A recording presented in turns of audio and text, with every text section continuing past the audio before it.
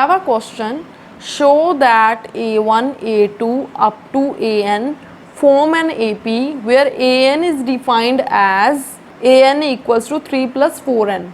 Also find the sum of first 15 terms. Sum of first 15 terms that is हमें S15 find करना है, but उससे पहले हमें ये शो करना है कि क्या ये एक AP है जिसकी nth टर्म 3 plus 4N है। जब भी हमें चेक करना होता है कि कोई list of numbers AP form कर रही है या नहीं कर रही है, तो हम किसके साथ डील करते हैं, हम उस केस में D की वैल्यू फाइंड आउट करते हैं। अगर तो D एक कांस्टेंट फिक्स्ड नंबर है तो हम बोल सकते हैं कि गिवन लिस्ट ऑफ नंबर एक AP फॉर्म कर रही है।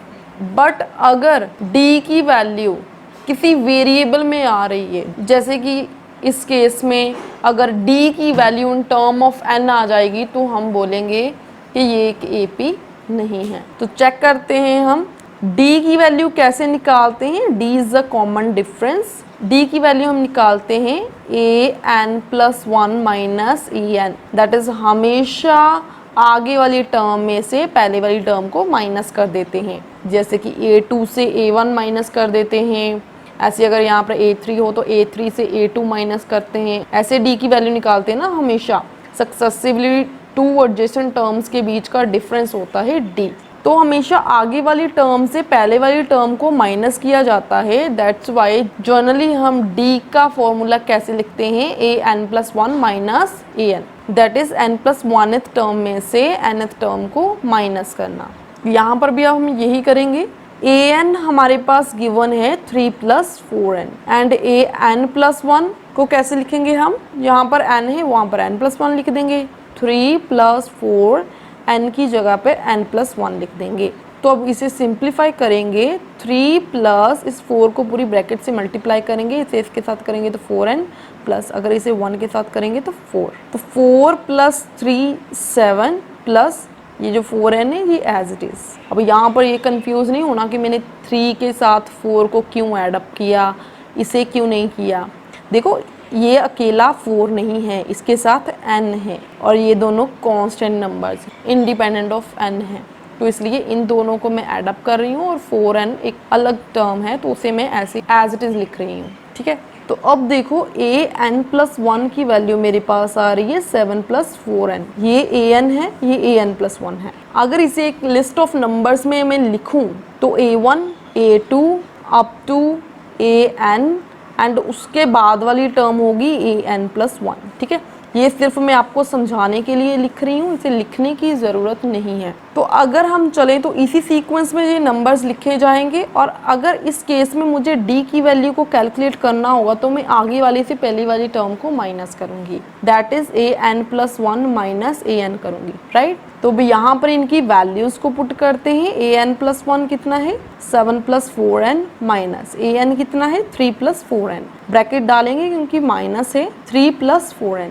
अब इस ब्रैकेट को ओपन करेंगे 7 + 4N माइनस 3 एंड माइनस का 4N हो जाएगा, जो माइनस अंदर चला जाएगा। अब 4N प्लस का है माइनस का है, ये दोनों कट जाएंगे। देखो इसके साथ भी N है, इसके साथ भी N है, सो दैट्स वाई मैं इन दोनों को कैंसिल कर रही हूँ। ठीक है, अगर एक के पास N हो और दूसरे के पास ना हो तो उनको हम सॉल्व नहीं कर सकते। ठीक है, और ये 7 और 3 दोनों कांस्टेंट नंबर है, that is independent of N है, सो दैट्स वाई इन दोनों को एक साथ सॉल्व करेंगे। 7 पॉजिटिव है 3 नेगेटिव है, सो दैट्स वाई 7 - 3 हमारे पास 4 आ जाएगा। ठीक है, ऐसा ही होता है ना, प्लस माइनस माइनस होता है और साइन वो लगता है जो ग्रेटर नंबर के आगे है। सो दैट्स वाई D की वैल्यू 4 आ रही है। अब देखो D की वैल्यू इंडिपेंडेंट ऑफ N है, राइट, इसके साथ कोई N नहीं आ रहा, ये एक कांस्टेंट नंबर है। यहाँ पर हम लिख सकते हैं which is constant number. D की वैल्यू कांस्टेंट नंबर आ रही है, that's why we can say that it is form an AP। ये AP फॉर्म कर रही है बिकॉज इसका जो D है कॉमन डिफरेंस है वो एक कांस्टेंट नंबर है, एक फिक्स्ड नंबर है। तो यहाँ पर हम लिख सकते हैं hence it is form an AP। तो फर्स्ट ऑफ ऑल तो हमें यही शो करना था कि ये एक AP है, तो यस यहाँ पर हमने शो कर दिया कि ये एक AP है। देखो यहाँ पर इस चीज़ को लिखने की ज़रूरत नहीं है, अगर आप लिख देते हो तो भी गलत नहीं है, बट इसे लिखने की ज़रूरत नहीं है। ठीक है, आपको जस्ट यहाँ से स्टार्ट करके यहाँ तक करना है, क्वेश्चन का फर्स्ट पार्ट हम कर चुके हैं, इसे शो कर चुके हैं कि ये एक एपी है। अब हमें क्या फाइंड करना है, sum of first 15 terms that is S15 find out करना है। देखो सम फाइंड करने के लिए हमारे पास एपी में दो फॉर्मूलाज होते हैं। First is Sn equals to n/2 into 2a plus n-1 into d and second is Sn equals to n/2 into a plus l where l is last term, an से भी denote करते हैं इसको। देखो इस case में हम दोनों में से कोई भी फॉर्मूला अप्लाई कर सकते, आंसर सेम ही आएगा, बट हम ये वाला लगाते हैं बिकॉज इसमें कैलकुलेशन थोड़ा इजी हो जाता है।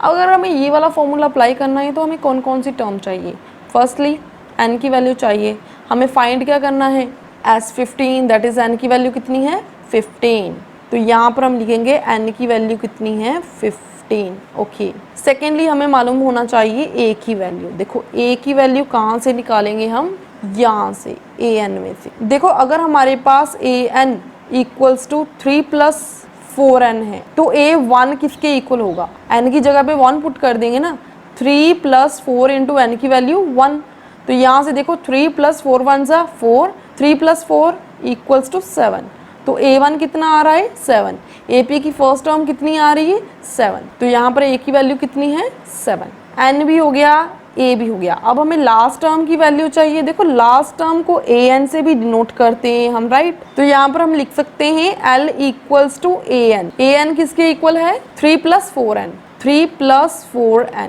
हमें फाइंड करना है S15 दैट इज n की वैल्यू कितनी है 15, S15 के लिए लास्ट टर्म क्या होगी हमारी A15, so that is 3 plus 4 into n की वैल्यू 15, तो यहाँ पर इसे कैलकुलेट करते हैं, 3 प्लस 15 4 ज़ा 60, तो A15 की वैल्यू कितनी आ रही है 63, A15 की वैल्यू 63 आ रही है, तो ये किसकी बेसिकली L की वैल्यू है लास्ट टर्म की, ठीक है। तो अब ये वाला फॉर्मूला अप्लाई करते हैं, Sn लिखा है यहाँ पर, हमें क्या फाइंड करना है S15 equals to n/2 that is 15/2 into A की वैल्यू कितनी है 7 plus L is the last term that is A15, इसकी वैल्यू कितनी है 63, तो यहाँ पर कैलकुलेट करने पे हमारे पास 15/2 as it is, bracket start 7 plus 63 is 70, 2 1 ज़ा 2, 35 2 ज़ा